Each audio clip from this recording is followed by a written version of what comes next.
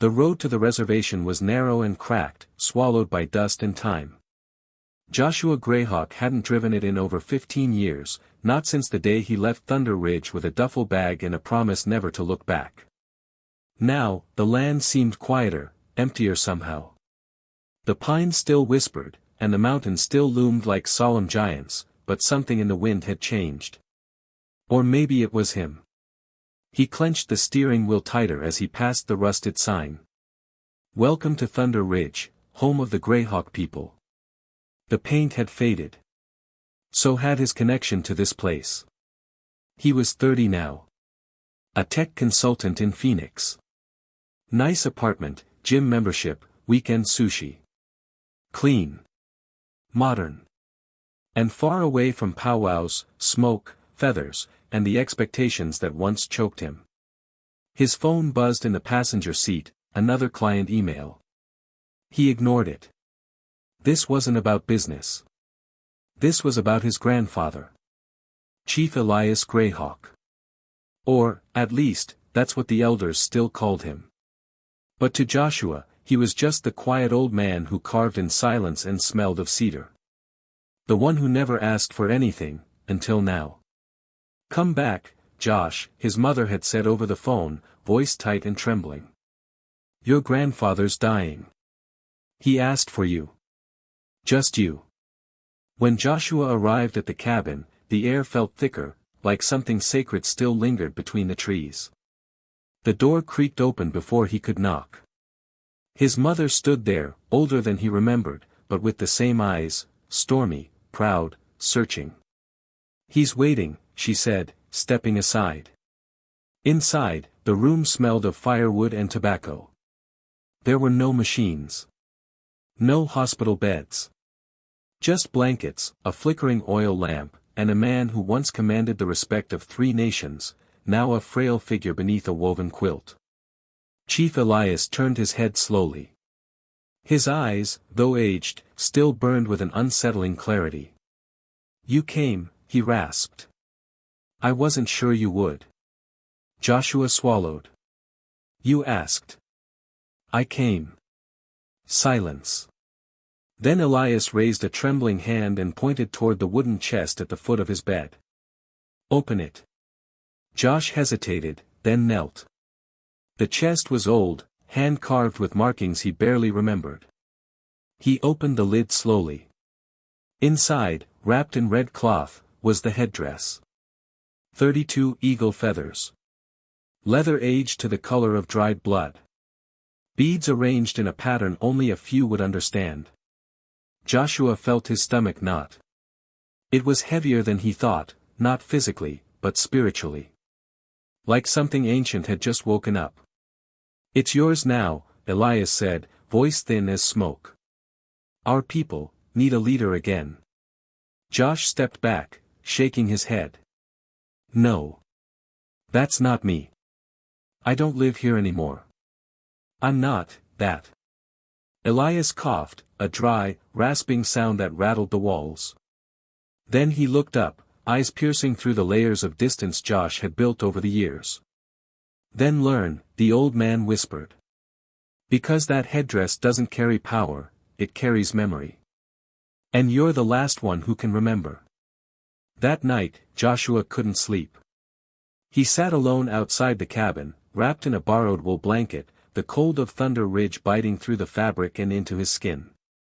The headdress remained inside, resting on a low cedar table beneath the gaze of his grandfather, who had fallen into a shallow, labored sleep. The stars were clearer here, too clear. They reminded him of the nights he used to stare at the sky with a young mind full of questions. Why did we live this way? What did feathers matter in a world of stock prices and Wi-Fi? Now, the questions had grown sharper. And more urgent. He rubbed his face, trying to push back the memory of his grandfather's words. "It doesn't carry power, it carries memory." But what memory? Whose? And why him? The next morning, Joshua woke to soft singing. It wasn't English. Not Spanish. It was older. The kind of language that moved like water across stone, slipping, echoing, staying long after it had passed. He stepped into the main room to find an elder woman standing near the fire, chanting over a small bowl of burning sage. She looked up at him. Her eyes didn't flicker in surprise. As if she had known he would be there. "You're the grandson," she said simply. "I'm Waya. Your grandfather asked me to prepare the feathers."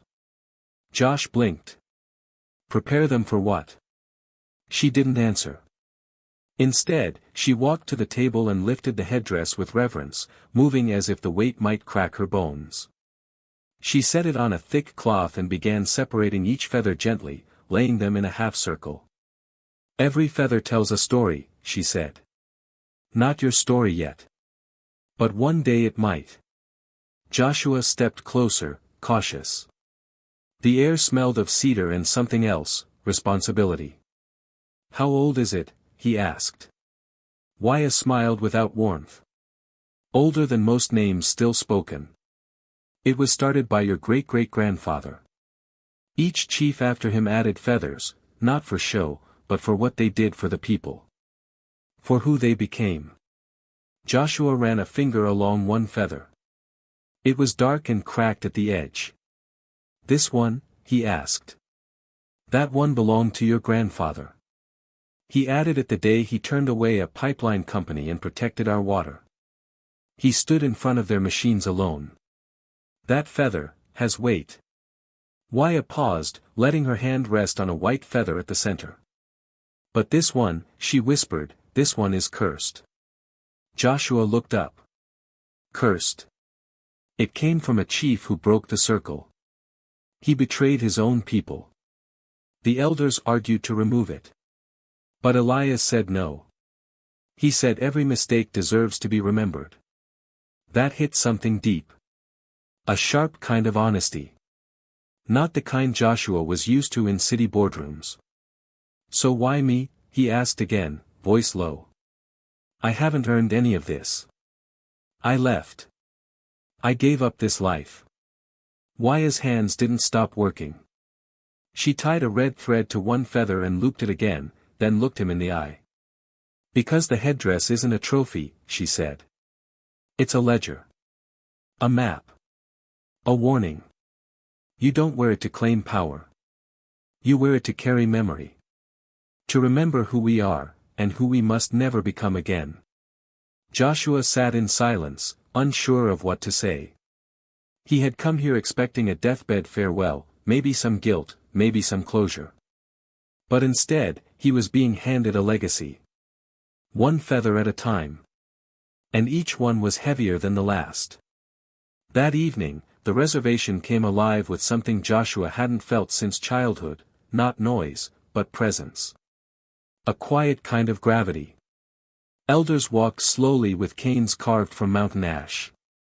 Children chased each other barefoot through dust and pine needles. Smoke curled from small fires, and from each fire, stories. He had forgotten how this place breathed. He was seated at a gathering circle behind his grandfather's cabin. Logs formed a ring, half full of villagers. Waya sat beside him, wrapping the now reassembled headdress in a thick blue cloth. No one had asked Joshua to speak. No one had said why they had come. They were simply waiting. A voice broke the silence. "Do you know what it means to carry the fire, Joshua?" It was a deep voice, dry, cracked like riverbed stone. A tall man with thick braids and a scar over his left eye stepped into the circle. His name was 10 Bears, one of the oldest keepers of lore on the ridge. Josh cleared his throat. "I'm not sure I do." 10 Bears nodded as if he expected that. "The fire is not just the stories, or the language, or the dances. It's the thing inside those things.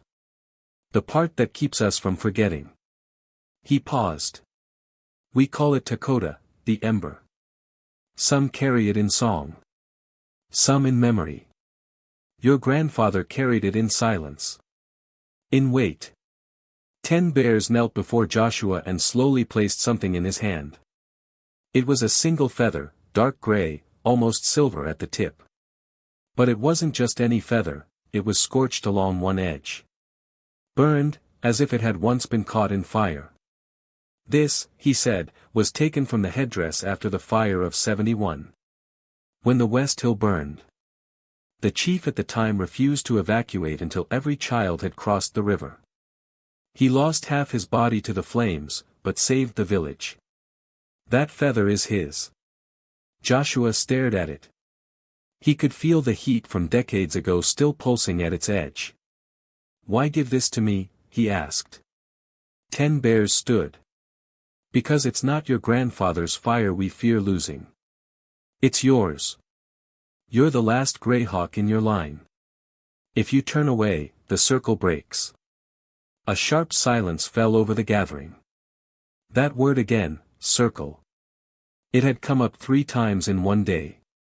After the circle dispersed, Joshua sat alone by the ash pit. The feather still in his hand, the burned edge now smudging his skin. His mind raced. He wasn't a leader. He wasn't a speaker. He wasn't even sure he believed in these symbols anymore. He was a man who knew how to write clean emails, close client contracts, attend team meetings in glass towers. And yet, that version of him had never felt so paper-thin. Later that night, he returned to his grandfather's room. Chief Elias lay sleeping, but not peacefully. His breathing was shallow, and his hand twitched slightly with each exhale. Josh sat beside him. "I don't know how to be what you want," he whispered. The old man stirred, his eyelids fluttering but not opening. "It's not about what I want," Elias mumbled, barely audible. "It's about what they need." "Who?" "Those who aren't born yet."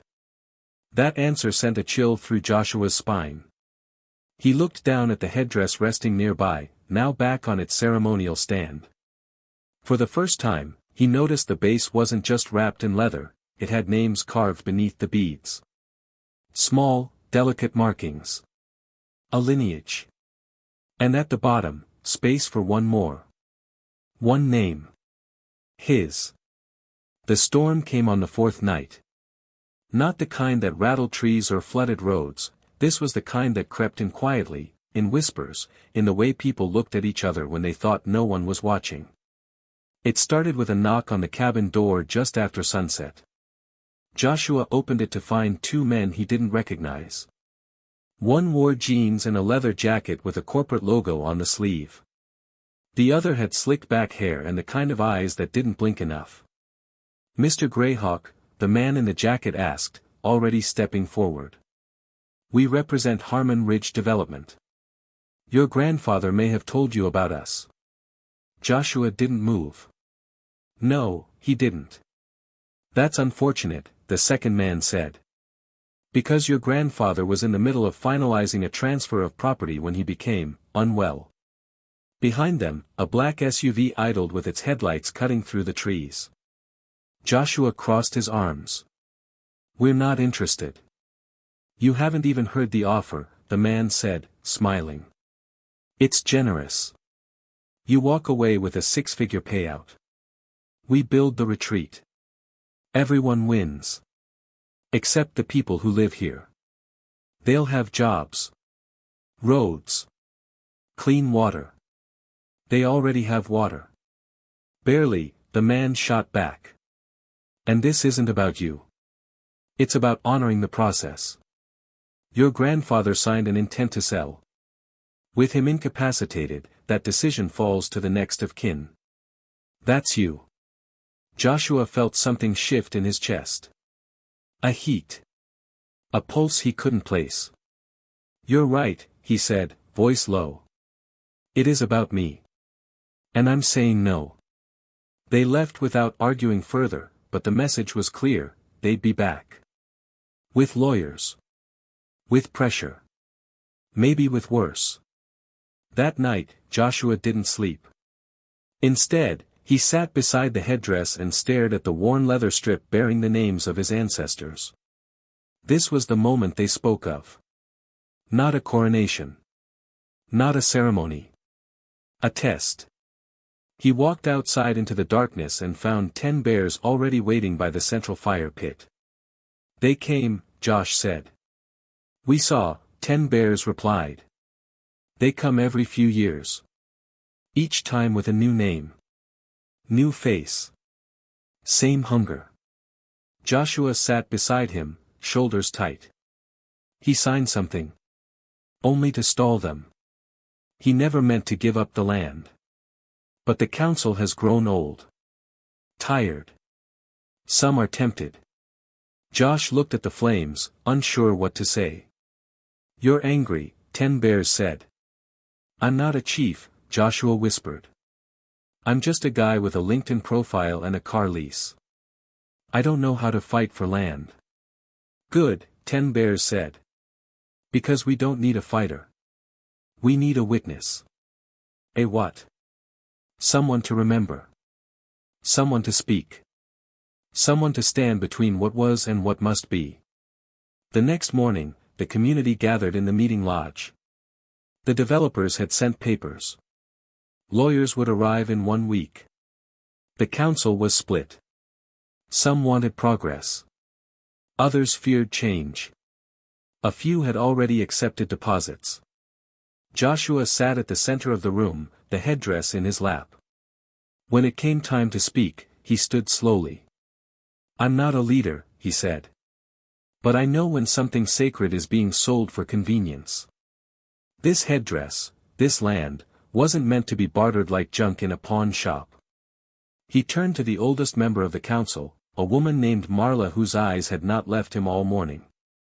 If I wear this, he said, lifting the headdress slightly, it's not to pretend I'm someone I'm not. It's to promise I'll become someone worth remembering. Not because I led perfectly, but because I chose to stand when it mattered.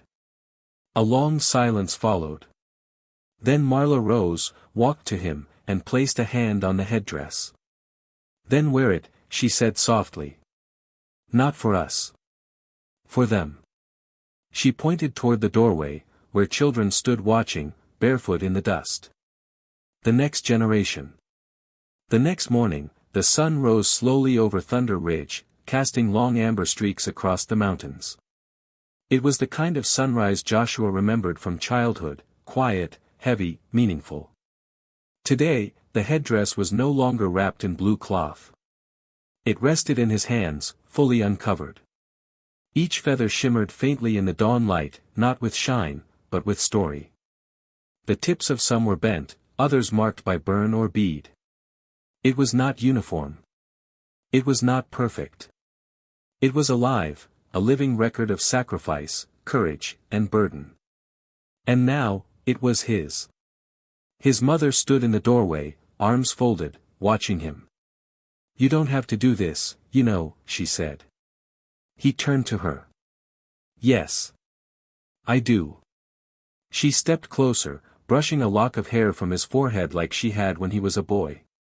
He never wore it after you left. Not once, she said quietly. He kept it by the fire. Said it wasn't complete. Joshua lowered his eyes to the base of the headdress, the blank space where his name would be carved, if he chose. He knew I'd come back. No, she said. But he hoped. And he prepared for the day you might become someone who'd understand why this matters. Outside the cabin, a small crowd had gathered near the meeting lodge. Not a ceremony. Not a celebration. Just waiting. Joshua walked slowly, each step echoing off memory. He reached the center of the circle and stood there for a long moment. Then, with trembling hands, he lifted the headdress over his head. For a heartbeat, the world held its breath. The wind shifted. And Joshua felt it, not pride, not fear, but presence. As if the voices of those who came before him stood behind his shoulders. The weight of the headdress wasn't in the leather or the feathers. It was in the eyes of the people now watching him. Waiting to see not what he would say, but what he would remember. He looked at the children gathered near the edge of the circle. This headdress, he began, is not made of feathers. It's made of stories. Of people who gave more than they took. Who stood when no one else would. Who made mistakes, but never let the fire die. He looked up at the elders. I don't claim to be worthy of it yet. But I promise to carry its memory, not for myself, but for those who still have none. The ones who will come after us. As he spoke, something unexpected happened. From the crowd, an elderly man stepped forward holding a small bundle wrapped in deerskin. He opened it carefully, revealing a single feather, blue and gray, untouched, pristine. This belonged to your great-uncle, the man said. It was never added. He died before he could place it. But now, maybe it's time. Joshua nodded. He bent down, took a needle and thread from Waya, and, hand steady, sewed the feather into the circle. The headdress no longer looked incomplete. And for the first time, Joshua understood. This wasn't a crown. It was a circle. A promise. And he had just stepped inside it. Thunder Ridge hadn't changed much in the last few decades. The old schoolhouse still leaned at a slight angle. The trading post still sold fry bread mix and beadwork, though the shelves had grown thin. But beneath the surface, something else was shifting, something ancient. Joshua sat with 10 bears atop Eagle's Bluff that afternoon, the place where chiefs had once watched over the valley. Below, the land stretched endlessly, untouched hills, rivers like silver veins, and forests that breathed with secrets. 10 bears held a stone tablet in his lap, no larger than a book, rough on one side, smooth by time on the other. Do you know what this is? The elder asked. Joshua shook his head. This stone has no price. No patent. No digital record. But it holds the laws of your bloodline, 10 bears said. The first Greyhawk etched his vow into this rock with bone and ash: we protect the circle, or we perish with it. Joshua traced the faint carvings with his fingers. The lines felt alive, humming with the memory of hands long gone. My grandfather never showed me this, he whispered. Because he wanted you to choose, 10 bears replied. He believed in freedom. Not tradition for tradition's sake, but memory with meaning. Joshua looked out over the valley. A thin line of trucks was visible on the southern ridge, surveyors from the development company, already poking at the earth. They'll come with more than papers, Joshua said. With offers. With lawsuits. Maybe with force. Yes, 10 bears said, unfazed. And that's when you'll decide what kind of memory you leave. That night, Joshua sat alone by the old fire ring near the cabin. The headdress lay beside him, and in his hands, the burned feather from Chapter 3. He had not sewn it in yet. He didn't know if he should. Why keep a scar in the middle of something sacred, he murmured to himself. The voice that answered wasn't his. Because scars tell the truth. Joshua turned.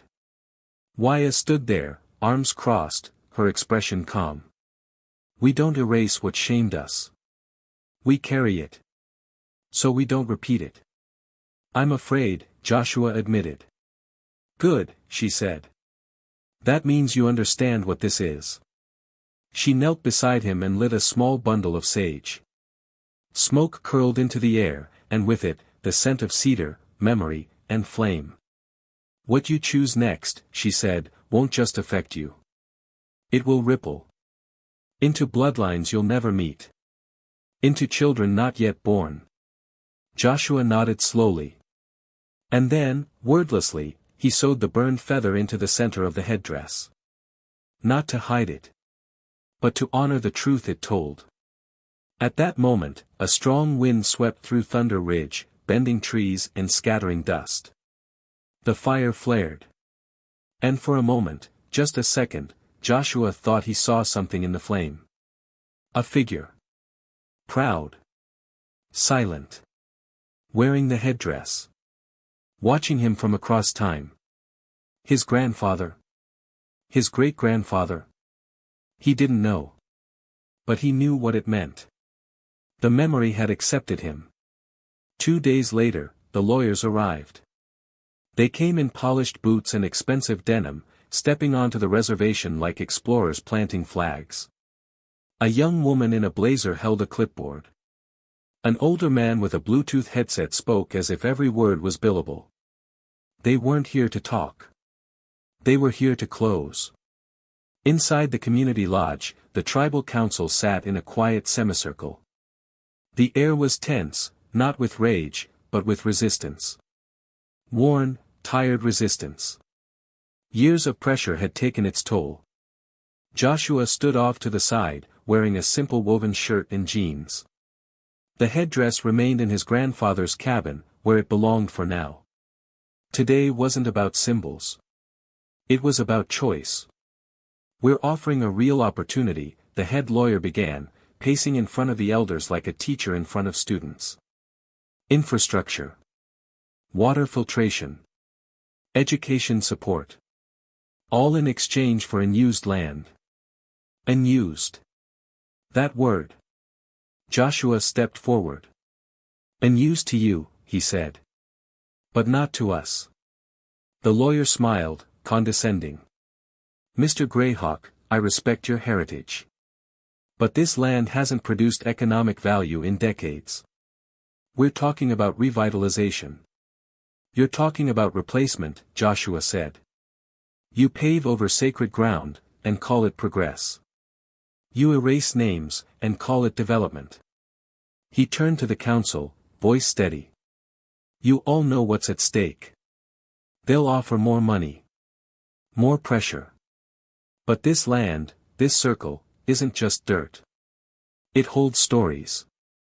Bones. Fire. If we give that away, we don't just lose land, we lose ourselves." Silence filled the room. Then Marla, the elder, spoke softly. "I remember when this land was almost sold once before. My father stood with your grandfather, Joshua. They said no. Not because they had power, but because they had memory." Another elder, a man named David Two Crows, raised his voice. "I lost 2 sons in the military. They died defending land overseas. I won't dishonor them by selling the land they came from." The lawyers shuffled, exchanging glances. Joshua stepped closer to the table. "You can bring documents. Deadlines. Offers. But we have stories. And we remember them longer than your contracts last." The head lawyer scoffed. "You'll regret this decision." Joshua smiled, calmly. "Maybe. But not as much as we'd regret forgetting who we are." The lawyers left. No handshakes. No final threats. Only the sound of their boots crunching gravel as they disappeared down the road. That evening, the entire ridge gathered near the sacred circle. Not for celebration, but for reconnection. Children carried sticks to the fire pit. Elders brought bundles of sage, feathers, and cornmeal. The circle had not been this full in years. Joshua stood in the center, the headdress once again in his arms. "We didn't win anything today," he said. "We just remembered what was already ours. But I know this, remembering isn't enough. We must tell it. Share it. So that even if we're gone, our fire isn't." He turned, facing the children. "One day, this headdress may rest on one of you. Not because of your blood, but because of your choice. To remember. And to carry what others forgot." The fire roared. The people sang. And for the first time in decades, Thunder Ridge didn't feel like a place waiting to die, it felt like a place being reborn. It rained the next morning. Not the flash floods of Arizona desert storms, but a soft, steady downpour that dripped from pine needles and painted the earth with renewal. The dust hardened. The air grew heavy with scent, smoke, moss, wet cedar. Joshua stood barefoot outside his grandfather's cabin, face turned upward, arms slightly outstretched. He let the rain wash over him, silently thanking the sky. Inside, Chief Elias Greyhawk was slipping further away. His breaths were faint now, as if life clung to him only by the thinnest strands. Yet his presence in the room remained monumental, like the center stone in an ancient circle, unmoving even as time chipped away at its edges. Joshua sat beside him, headdress in his lap. You were right, he whispered. About everything. The land. The memory. The fire. The old man stirred, eyelids fluttering. He turned slowly toward Joshua, his voice barely audible. You wore it? Yes. Not for them, he rasped. No, Joshua replied. For us. For the ones still coming. A faint smile touched Elias's lips. Then the circle holds. His hand moved slowly, reaching toward the headdress. Joshua helped guide it into his grasp. The old chief's fingers brushed the feathers, pausing on the burned one, the scar of chapter 6. You didn't remove it, Elias said. It belongs. Elias nodded, eyes closing again. So do you. Later that day, the elders came to the cabin one by one, not to say goodbye, but to sing. They brought drums and flutes and soft chants, sung not to mourn death, but to honor passage. The rhythm was slow, primal, like a heartbeat echoing through time. When Chief Elias passed that evening, it was not with fear or struggle. It was with peace. Surrounded by the people he had led. Surrounded by story. The fire in the lodge burned brighter than ever before. 3 days later, the burial took place at dawn. The entire community followed in silence, walking barefoot up the northern ridge to a stone plateau that overlooked the valley. The land had long been reserved for chiefs, and now, Elias would rest among them. The headdress did not go with him. Instead, it remained in Joshua's arms. 10 bears approached as the sun broke the horizon. It's yours now, he said softly. I don't feel ready, Joshua replied. You'll never feel ready, 10 bears said. You'll only feel chosen. Joshua stood before the people, wind curling through his shirt, the headdress held high. I won't lead you, he said, voice clear. Not like before. That time has passed. But I will remember. And I will make sure you remember. Because this headdress doesn't belong to me. It belongs to all of us. Every feather.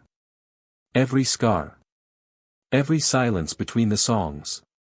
He paused, looking out across the gathered families, children, elders, the full circle. I will not wear it until I've earned it.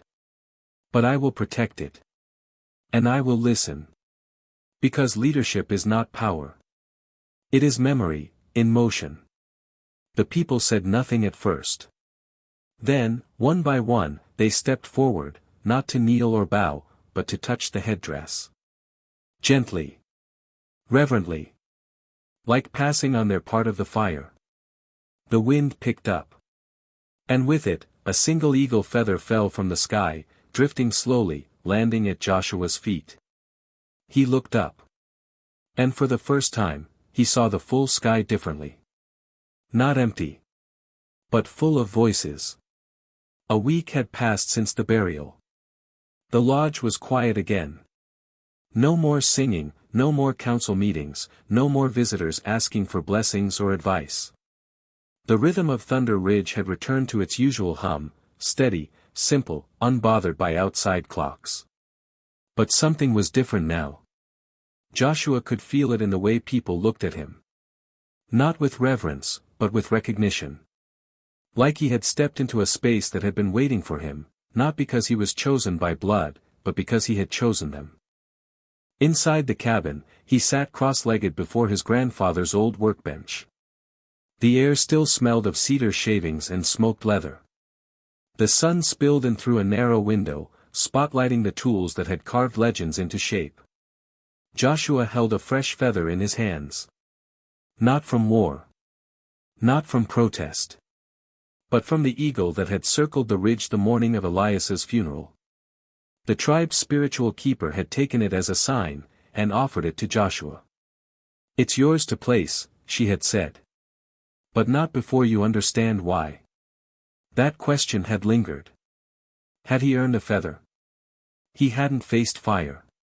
Hadn't made sacrifice. Hadn't bled for the people. But then, a memory returned, his grandfather's voice in the dark, whispering between shallow breaths. It's not always the ones who fight that carry the fire, sometimes it's the ones who refuse to forget. Joshua set the feather down. Then he picked up a small carving blade. Not to craft for show, but for meaning. At the base of the feather, he etched a single symbol, a circle with a break, and a hand reaching across to close it. A new mark. Not for battle. Not for protest. But for memory kept alive. He dipped the base in resin and gently tied it into the center of the headdress, next to the burned feather, and opposite the scarred one from Chapter 2. The symmetry wasn't perfect. But the story was. That evening, he gathered the children of the village by the fire. Not with speeches, but with stories. He taught them about the river that used to run freely before the dam. About the sacred stone where eagles nested. About the scar in the headdress, and why it stayed. About the feather he had just added, and how it represented them. You don't have to wear feathers, he told them. But you do have to listen. And one day, you'll have to speak. Because the world won't remember us unless we remember us first. As the fire crackled and children leaned in closer, Joshua saw something in their faces that he hadn't seen before. Not awe. But ownership. They didn't see the headdress as something locked in the past. They saw it as a bridge, between yesterday and tomorrow. And in that moment, Joshua knew. The circle didn't end with him.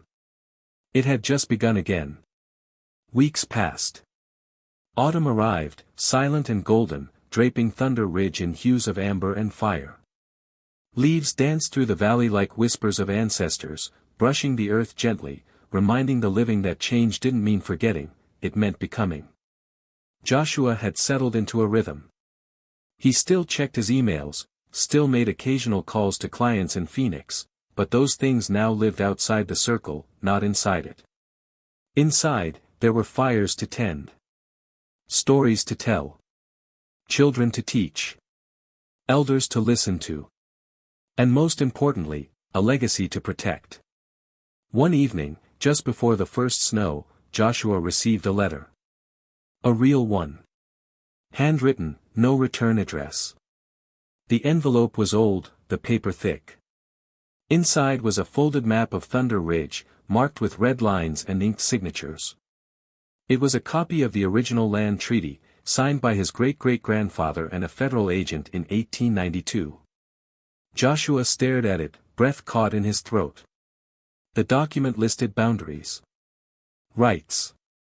And an oath, scribbled in shaky English, promising that the land of Thunder Ridge shall never be sold, divided, or severed from its original caretakers.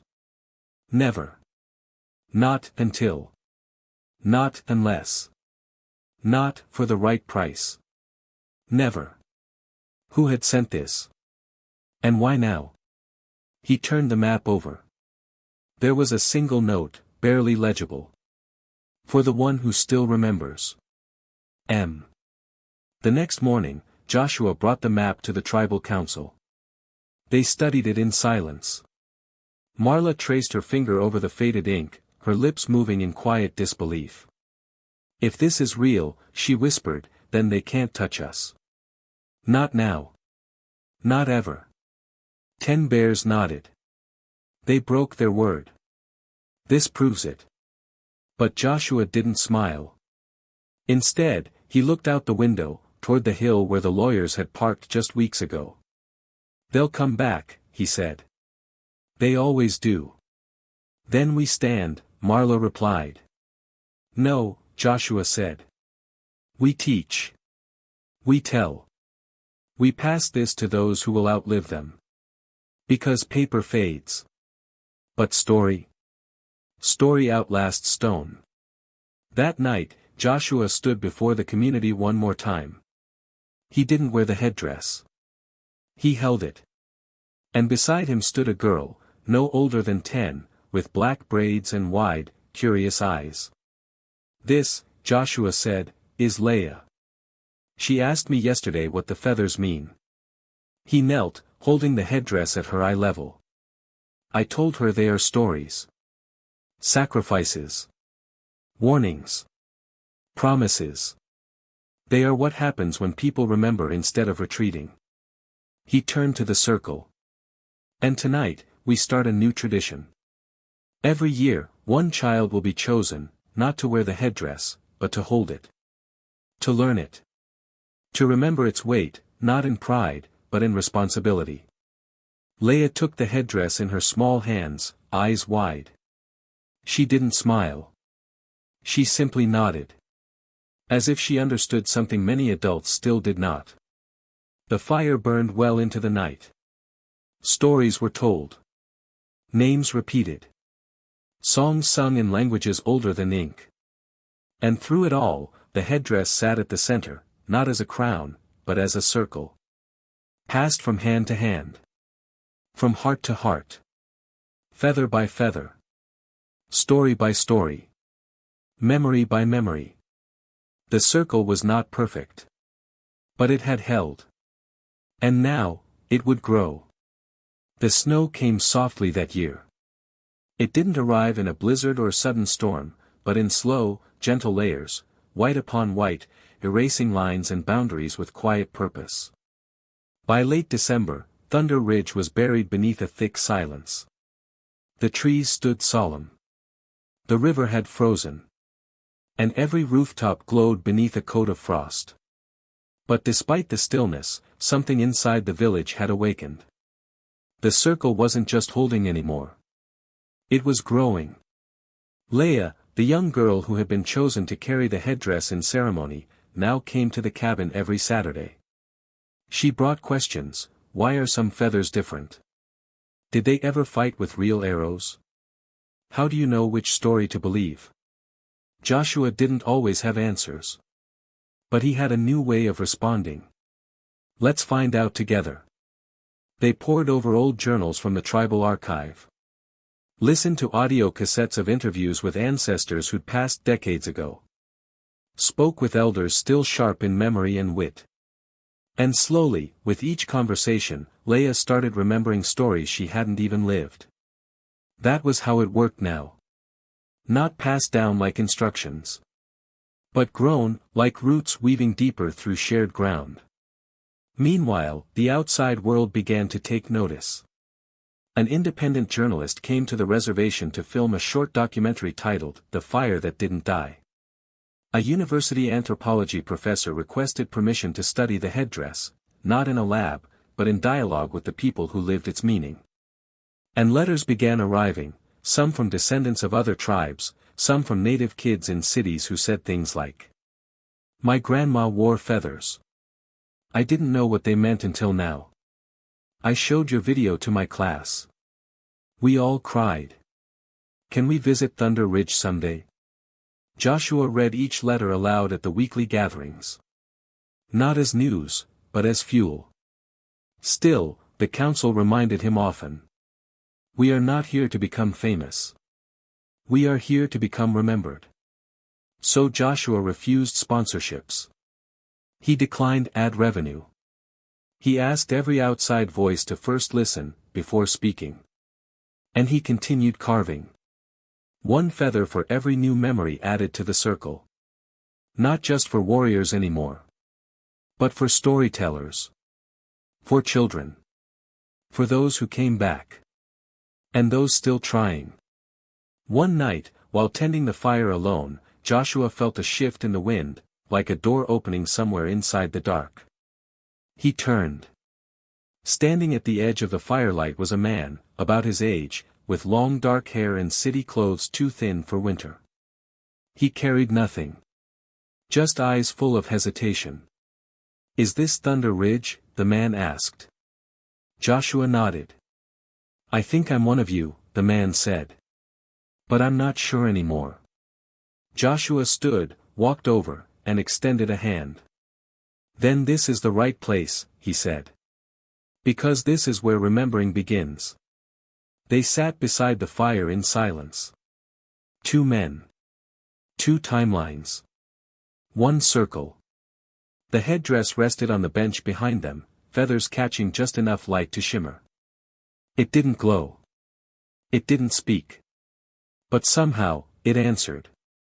And in that moment, Joshua understood. Legacy isn't what you leave behind. It's what you make room for.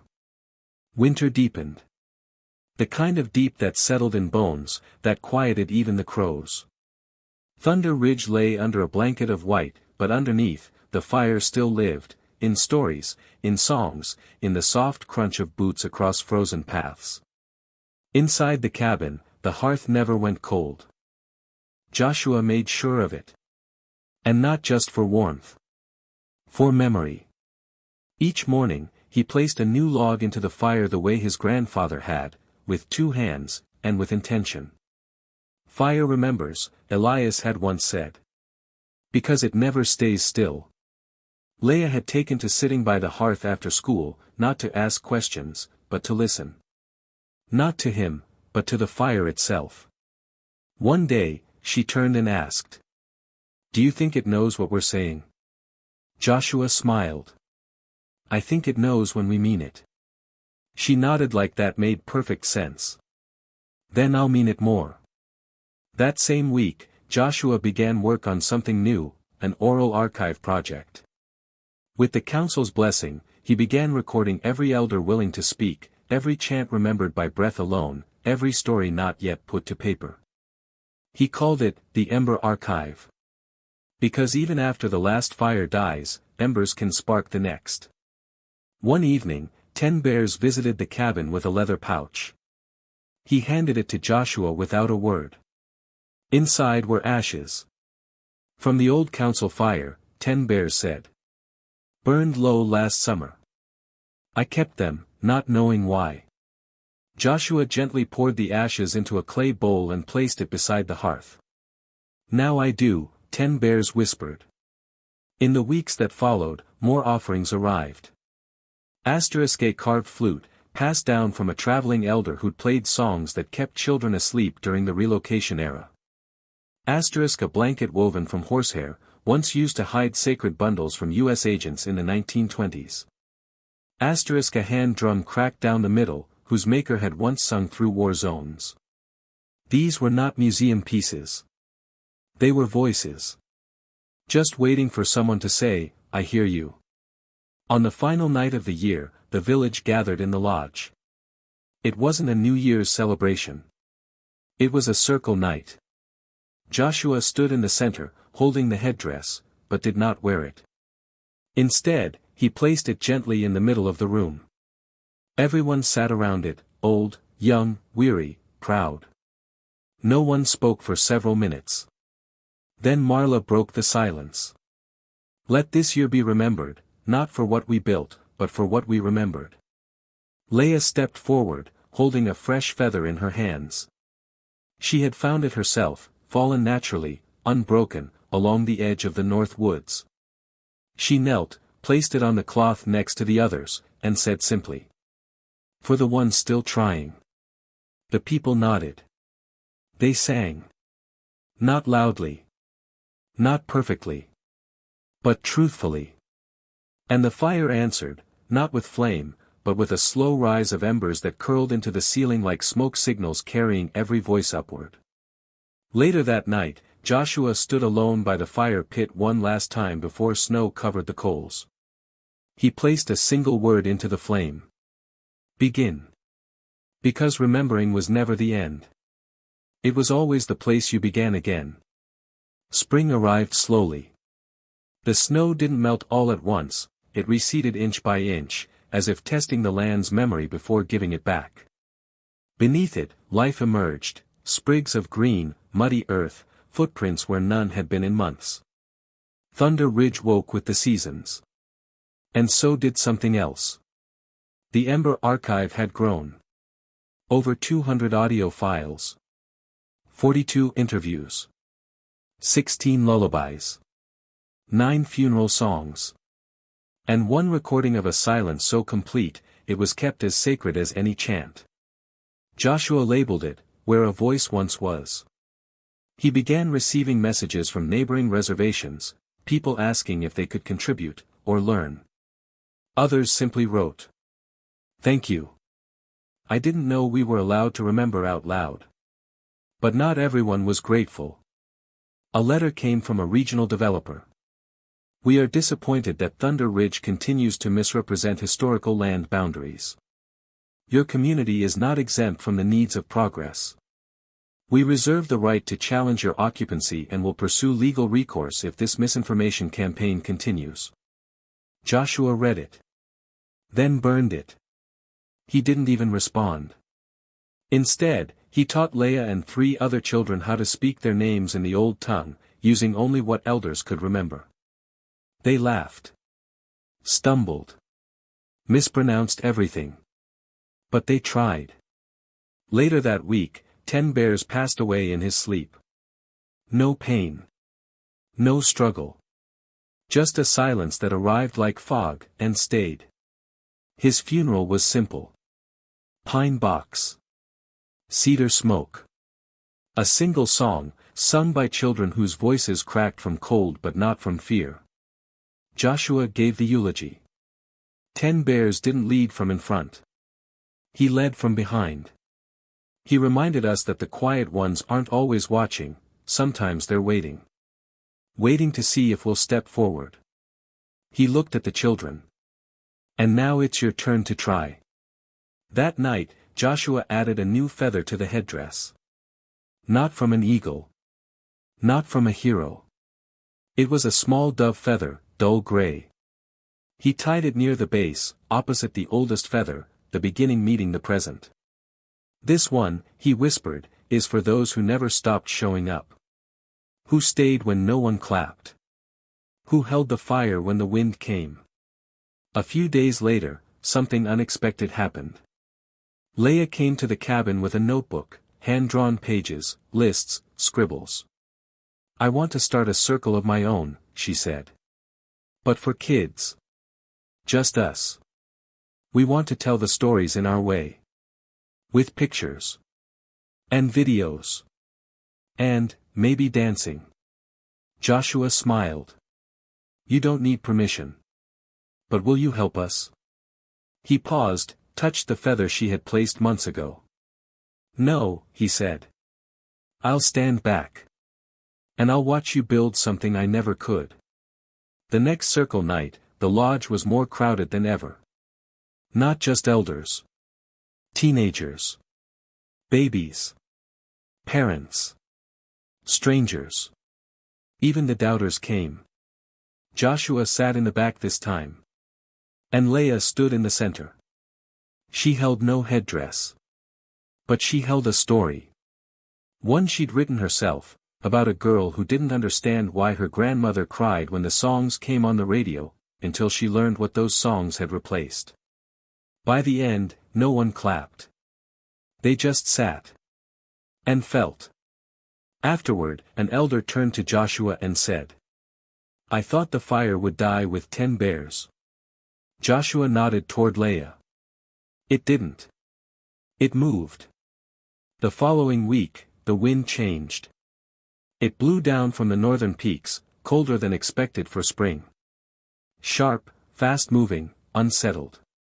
The kind of wind that made birds fly lower and elders fall silent before speaking. Joshua noticed it first in the smoke from the fire pit. It no longer rose in a clean spiral, it curled, stuttered, drifted east as if being chased. Then the calls started coming in. Trees knocked down. A lowland stream dried overnight. And finally, a fire. Not sacred this time. Not controlled. Real fire. It started on the far edge of Thunder Ridge, in disputed territory, a stretch of land the developers had claimed was outside treaty bounds. A crew of surveyors, acting without tribal consent, had entered the area with equipment, citing permitted mineral inspection. Something sparked. A dry root. A machine backfire. No one took responsibility. But the flames didn't care who was to blame. They moved. Fast. The council called an emergency gathering. The mood was grim. Old fears returned, memories of the fire of '71. That year had left scars across the mountains. It had taken homes. Livestock. 2 children. Joshua stood in the lodge, map spread out before him, the headdress beside him on the table. "We need to protect the North Valley first," he said. "That's where the homes are." Marla shook her head. "The North Valley will survive. The old grounds won't. If they burn, we lose what we can't rebuild." Silence fell. Everyone knew what she meant. The burial grounds. The oldest circle. The stones with no names, only shapes carved by hand centuries ago. Joshua looked at the headdress. "Then we defend the memory first." That night, everyone worked. Elders carried buckets. Children gathered blankets. Men dug trenches. Women tore fabric into strips. It wasn't about age or ability, it was about remembrance in motion. Joshua led a team toward the ridge. Leah followed, unasked, dragging a half-filled bucket and a bandana tied around her nose. "You're supposed to stay back," he said. "You said the circle moves," she replied. "So I'm moving with it." He didn't argue. They kept going. By dawn, smoke coated the sky like storm clouds, turning the world orange and gray. The fire had slowed, but not stopped. The burial stones glowed faintly in the haze. And then, the wind changed again. This time, it shifted west. The flames veered off course, curling toward the shallow creek. And there, without warning, they stopped. Just, stopped. The wind died. The fire ran out of fuel. The circle held. The people stared in awe. It wasn't just relief. It was reverence. Joshua fell to his knees in the ash, chest heaving, eyes burning, not from smoke, but from the sudden weight of gratitude without words. Beside him, Leah placed her hand on the ground. "They're still here," she whispered. "Who?" "The ones beneath us." Later that evening, as the skies cleared and the stars returned, the village gathered again, this time not in mourning or ceremony, but in recognition. They had saved something sacred. Not because they had to. Because they remembered why it mattered. That night, Joshua added one more feather to the headdress. It was scorched along one edge. Still warm from the fire. He placed it not at the top, but at the bottom, the base. Because it was the foundation now. A reminder that even ashes could hold memory. He whispered as he tied it. For the ones who held the line, and became part of it. Spring returned in full. The fire never reached the village. The burial stones stood untouched. The sacred circle, charred at the edges, had survived. But something had changed. Not in the land. In the people. The village no longer waited for Joshua to speak first. Now, they brought ideas to him. A group of teens wanted to plant a community garden on the old trading post lot.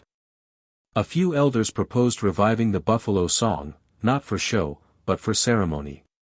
Leah started a podcast, Voices of the Circle, and interviewed everyone she could find who had a story worth passing on. Which, it turned out, was everyone. Joshua watched it all unfold like a father watches a child take their first steps, both proud and afraid to get in the way. He still tended the ember archive. Still carved feathers in the quiet hours of dawn. Still visited the old cabin where his grandfather's chair sat by the window, untouched. The headdress remained there too, no longer a mystery. Now, it was a living witness. Not worn often. But always visible. Like a promise hanging in the air.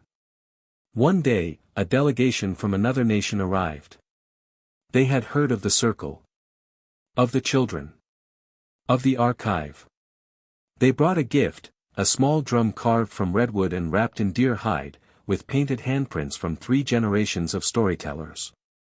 "You reminded us what it meant to hold memory without hoarding it," their elder said. "To give it away without losing it."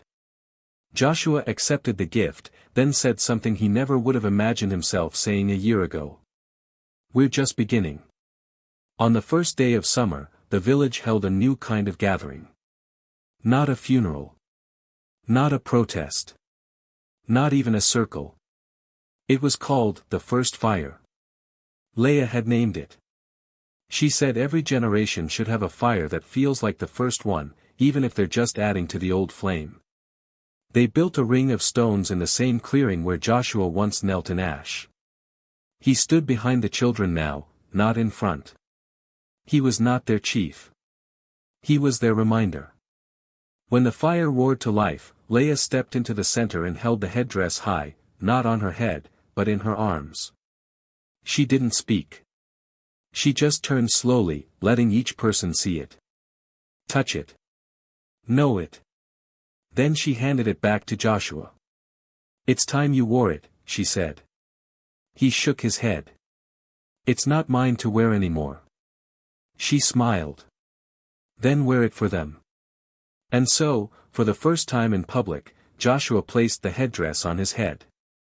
Not as a ruler. Not as a symbol. But as a keeper. A keeper of fire. Of story. Of circle. And in that moment, with the wind calm, the stars full, and the people whole, Thunder Ridge was no longer a place forgotten. It was a place becoming. And the fire, once thought to be dying, now burned in every hand that remembered how to carry it.